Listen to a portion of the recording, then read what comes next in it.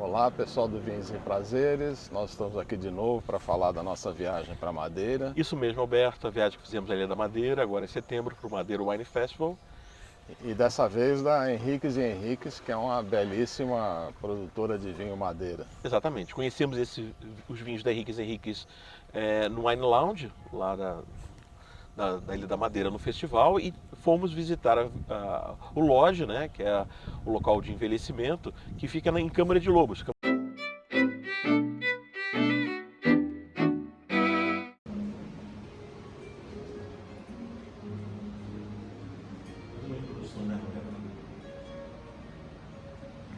Oba!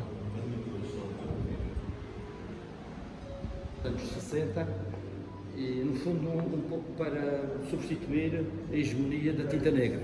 Tá. Tem o mesmo tipo de produtividade, é uma casta de tinta também, e com características muito semelhantes, portanto, de uma certa forma, é muito benéfica para o viticultor, porque tem uma grande produtividade também. É uma uva tinta. É uma uva tinta, sim. Tem características semelhantes à tinta negra, mas é distinta. Nós estamos com ela agora separada e vamos começar a vinificar, ou seja, a envelhecer e a engarrafar futuramente esta complexa, que julgamos irá dar um vinho também com características muito boas. Muito interessante, né? Estamos então.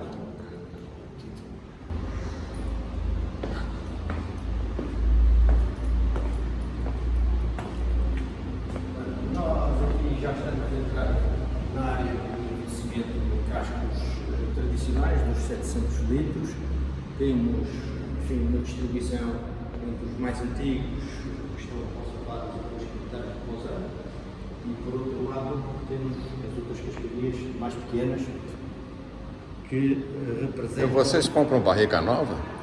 Nós não compramos barricas novas, nós precisamos sempre de barricas utilizadas, porque o nosso objetivo é que não haja demasiada influência da madeira no vinho, haja uma respiração, uma sudação do vinho por via da sua concentração, ou seja, há perdas de água, há perdas de volátil, dependendo das circunstâncias em que haja mais umidade ou menos umidade dentro do armazém. Portanto, nessa perspectiva, o nosso objetivo é criar um ambiente estável para que durante pelo menos o período de envelhecimento do vinho, antes de ser engarrafado, ele tenha um equilíbrio entre o contacto com a madeira e a sua própria alteração dos componentes fenólicos, que dão, enfim, todos os frutos cristalizados que nós temos nos nossos vinhos. E de onde vêm as barricas de vocês? Nós temos dois tipos de barricas. Temos as barricas tradicionais de carvalho americano, que já as conservamos há muitos anos. Nós temos barricas aqui, temos aqui cascos, como nós designamos, com 100 anos. Claro. Onde fazemos a conservação deles, substituindo, enfim, os fundos, as aduelas, enfim, aquilo que vai acontecendo ao longo do processo de desgaste destas peças. E, por outro lado, utilizamos também cascos pré-avinhados, ou seja, vinhos que estiveram durante 5, 6 anos a ser utilizados em cascos de carvalho francês, que depois vêm para cá e nós já os utilizamos depois de estarem impregnados, no fundo mais ou menos selados, em termos da componente de influência da lignina relativamente ao vinho da Madeira. Porque no caso de vinho não fortificado, tem um limite de utilização dos cascos. Esse aqui... No nosso caso, a única coisa que temos que fazer é a limpeza dos bitartaratos, ou no fundo dos tartaratos que ficam dentro dos cascos. Fazemos isso periodicamente em todos os nossos cascos. Temos a nossa tanuaria a funcionar em tempo completo, de maneira que nós tenhamos sempre os nossos cascos em estado ideal para o processo de envelhecimento. Vocês têm uma tanuaria própria? Temos tanuaria, sim. E recebemos grupos, quando temos grupos maiores, os recebemos aqui, fazemos as informações, as masterclasses e as provas que ocorrem com uma certa frequência, como é óbvio. Sala de provas ali dentro, laboratório, onde estão os grandes volumes em madeira. Essas barricas grandes são utilizadas? Os tonéis aqui? Está a ser utilizado.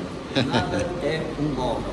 Não é nada para mostrar. Tudo o que está aqui não é para decoração, é para utilização. Portanto, o que nós temos aqui são diferentes capacidades, também, no fundo, almejando em que os maiores volumes tenham menos contacto de madeira, logicamente a área cúbica é muito maior e por isso o nosso objetivo é que haja um envelhecimento calmo, sereno, no processo de concentração, aquilo que nós chamamos de processo de canteiro, que não é mais do que a peça que suporta estas madeiras. E, enfim, nestas, como veem, nós temos capacidades de 3.500 e vamos mais àquelas que já são maiores, os nossos balseiros, com capacidades de 30.000, 35.000, que nos acompanham já há muitos, muitos anos. Particularmente, para que saibam, aqueles balseiros ali são feitos em cetim do Brasil, são feitos em cetim, madeira de cetim e pau Brasil. Hoje uma arte protegida, como sabem, mas nós temos estes balseiros há mais de 100 anos, reconstruímos assim que mudamos de instalações no Funchal, onde tínhamos as antigas instalações, e reconstruímos aqui nas novas instalações em Câmara de Lobos. Portanto, aqueles que ali vêm, os vermelhos, são para o Brasil, e estes são cetim, com peças antiquérrimas, com uma espessura enorme, e foram reconstruídos já sem os arcos tradicionais, mas com estes cintas, de ferro de construção civil que nós optamos por fazer e que tem uma solução extraordinária. E que tipo de vinho que vai para essa maior assim? Aquele tem um verdelho de 2017, este tem um verdelho de 2020, aquele tem um boal de 2007, portanto, tanto vão as castas, essencialmente nós utilizamos isto para as castas brancas, mas variamos entre malvasia, boal, facial, verdelho, terrantês, quando temos volumes maiores, e conseguimos colocá-los aqui em, enfim, 38 ml, 40 ml, que estão a ser acomodados nestes balseiros. De quando que é a vinícola? A vinícola é de 1850, ou seja, a nossa empresa é de 1850. Poxa. Estas instalações são mais recentes, já foram construídas posteriormente, como é óbvio. Portanto, tudo isto e aquilo que aqui está são... Isto é carvalho francês, estes, por exemplo, são carvalho francês. Nós fazemos envelhecimento dos vinhos mais novos, não precisam de uma influência de madeira, para depois serem luteados com os vinhos que estão em tanques de aço. Porque esses são muito novos para utilizar nos vinhos melhores, né? Não por isso, estes já são pré-utilizados, já são, alguns deles já têm 10 anos, já estão bem avinhados e por isso não são dramáticos para os vinhos mais novos, de maneira nenhuma. Claro. Mas essencialmente fazemos isso, o nosso objetivo é ter vinhos com alguma influência de madeira para depois fazermos o luteamento com os vinhos que não têm influência nenhuma de madeira. Claro. E o que se dá melhor com madeira? É o carvalho americano ou o francês? Depende do objetivo, isso, um e outro são muito bons, depende do objetivo em termos do lote final. Há vinhos com maior capacidade de poderem envelhecer em lotes americanos, no fundo em cascos americanos, e outros com características menos capazes de acomodar a influência da madeira e as notas de baunilha. Claro. E o carvalho francês faz isso de uma forma mais subtil. Portanto, o objetivo é ter disponível vinhos que nos permitam depois trabalhar em termos de luteamento, que é o fundamental. O vinho da madeira parte muito da assinatura do winemaker, ou seja, é um trabalho constante de luteamento. E, logicamente, quando nós falamos de vintages e quando nós falamos de colheitas, esses são, no fundo, o resultado de decisões ao longo do processo de envelhecimento. Claro. Mas, em geral, todos os outros vinhos, os vinhos de categorias 3, 5, 10, 15, 20 até 50 anos, são loteamentos que são feitos com vinhos selecionados para permitir, no fundo, ter digamos, o perfil e a personalidade de cada uma das empresas produtoras. Interessante. Aqui é a tanolaria. É uma tanolaria tradicional, com todos os artefactos que nós precisamos para trabalhar as pipas, os cascos. Temos esse equipamento que não é mais nem menos do que um processo de limpeza. Esse já está limpo por dentro. Está limpo, isso é um exemplar. Nós fazemos prender o casco a este prato rotativo.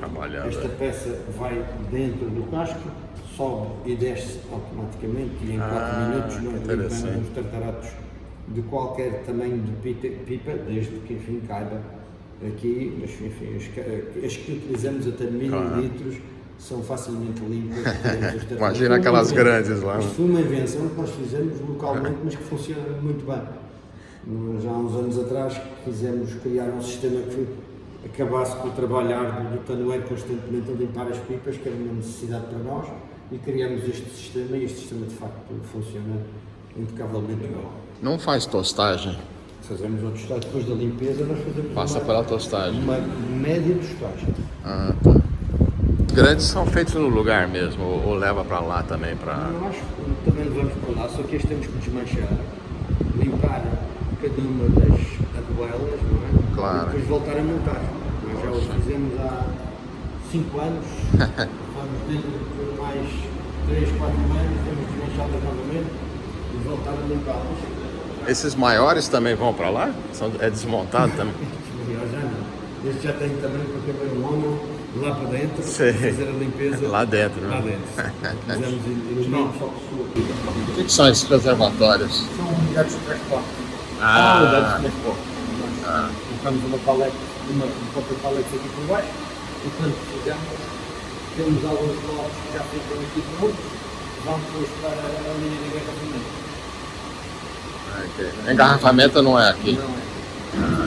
Unidade de engarrafamento separado para o grupo das empresas. Esta e traz os fundos. Nós aqui fazemos o trabalho da colocação de blocos pequenos, capacidades a 5.000, 15.000, 30.000, consoante o tipo de vídeo que a gente tem.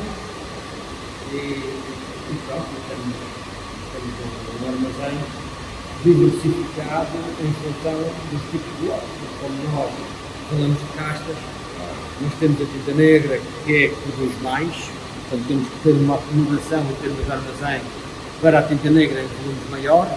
O nosso negócio basicamente funciona nos volumes da tinta negra, e depois temos as castas brancas que representam muito menos, cerca de 20 a 25% em alguns anos da tinta negra, e nessa perspectiva temos, enfim, menores quantidades do dual, do social, do verdelho, da malvasia, temos que ter uma unidade para cada um deles, e ao mesmo tempo, à medida que vão envelhecendo, vão fazendo lotes, temos que ter a malvasia 10 anos, a malvasia 15 anos, a malvasia 20 anos, adaptada, e por isso temos que ter várias localizações, porque não fazia sentido estar a ocupar uma cuba de 50.000, por exemplo, com 3 ou 4 ou 5 mil litros de uma malvasia datada.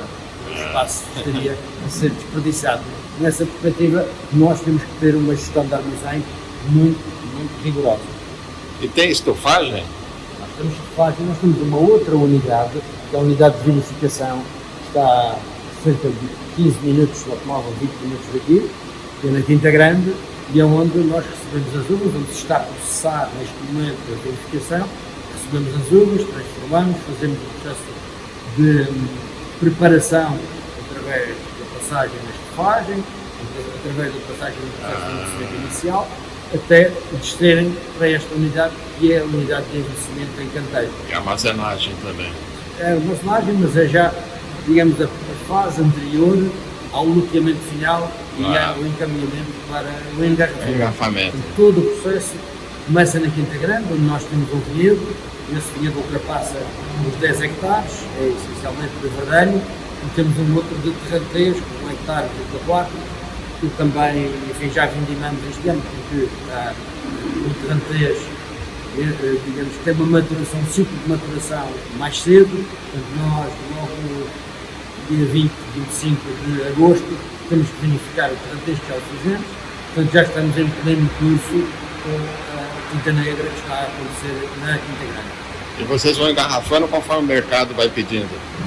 Nós engarrafamos para as ordens. Logicamente que há alguns vinhos que nós já temos engarrafado para depois serem utilizados. Nós fazemos, no fundo, a introdução, quase a introdução para o armazém de suprimento de cada uma das ordens, de alguns dos vinhos, principalmente os vinhos datados, mas os vinhos correntes de 3 e de 5 anos são engarrafados à medida que as ordens vão chegando, vamos fazer isso, até por uma questão de gestão de armazém, porque não faz sentido ter grandes quantidades de vinhos dentro do armazém, em caixas já prontinho, quando nós depois, eventualmente, temos que ter alguns contrarótulos com o nome do importador. Portanto, temos que personalizado à medida que os importadores vão dando as suas obras.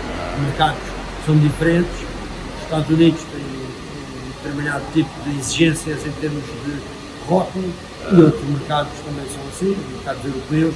Nós temos que respeitar cada um deles e temos, no fundo, ir ao encontro das necessidades de cada um dos nossos. No Brasil, o importador brasileiro, Nós exportamos para o Brasil. qual o importador do Brasil? Nós não importamos diretamente para um importador, nós exportamos para vários importadores, ou seja, diretamente para as redes de supermercados, diretamente para... A nossa distribuição é mediada, não é representada. Nós já tivemos uma representação no Brasil, em várias fases, mas hoje ultrapassamos essa situação para não termos estoques parados nos armazéns para serem distribuídos. Nós hoje fazemos distribuição direta através da mediação. E qual é o principal mercado? O nosso principal mercado são vários, não é? Depende do que estamos a falar. Nós falamos em principal mercado em função do valor médio de exportação. O valor médio mais alto neste momento é o dos Estados Unidos. E é um dos mercados principais para nós. Mas para nós também é importante o Canadá, também é importante a Inglaterra, também é importante... Enfim, um conjunto de mercados que já são tradicionais, por exemplo, a Alemanha, a Bélgica, mas são mercados que funcionam numa leitura do seu preço médio. Há mercados que consomem a entrada de gama, que têm preços médios abaixo dos 5 euros, e há mercados que têm valores acrescentados que têm preços médios acima dos 12, 13 euros por litro. Portanto, quando nós olhamos para a Vinha Madeira, temos que pensar que tipo de categorias estão a ser exportadas. Porque muito pouca quantidade em categorias muito elevadas tem um payback muito alto e por isso mesmo poderá ser mais importante do que trabalhar num volume enorme, mas ganhando muito pouco. O objetivo é ter uma média. Por isso é que a gente tem que fazer, digamos, a gestão dos nossos armazéns de uma forma que a rotação de estoque seja rentável. E Oriente também exporta? Oriente também. Nós estamos na China, nós estamos no Japão, e por isso na Coreia, estamos bem representados na Ásia. A China, neste momento, é um cliente muito importante, porque a China, como sabe, está confinada e vai ter um ciclo de confinamento. Esperamos que agora com a reabertura que nós temos novamente uma posição de responder àquela que estava a acontecer, tem um crescimento do mercado imenso, que tem um consumo per capita muito baixo, mas que tem um potencial enorme. É um mercado em que a gente está no início da comunicação com esse mercado. A princípio, o que nós temos que conseguir é ter pessoas que falem chinês em nome da Vinha da Madeira. Porque chegar lá e falar inglês ainda não é suficiente. Bom, pessoal, se gostaram do vídeo, nos sigam e coloquem um like lá, que sempre vai crescendo o canal e vocês vão recebendo informações cada vídeo que a gente publica. Isso mesmo, é muito importante pra gente que se vocês gostarem, coloquem um joinha. Se não gostarem, também digam que não gostaram, comentem. Cada comentário, nós lemos os comentários, vale muito pra gente, respondemos. E se inscrevam no canal, compartilhem os nossos vídeos. Estaremos sempre aqui produzindo conteúdo para os amantes do vinho. Legal.